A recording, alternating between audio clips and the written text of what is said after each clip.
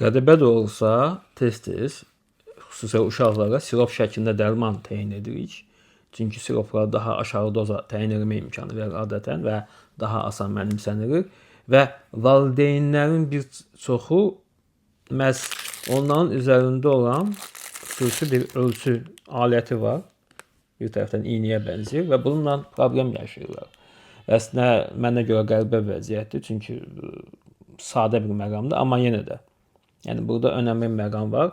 Bu alətin üzərində, yəni ölçü alətinin üzərində kiçik rəqəmlər var. Yəni videoda da görünür. Və bunun üzərində bunlar hamısı hesablanır. Yəni hər hansı əlavə bir izaha ehtiyac yoxdur. Sadəcə diqqətli olmaq lazımdır. Məsələn, əgər 0,5 milli təyin olunubsa, buradan aşağı salırıq və 0,5 milliyə salırıq.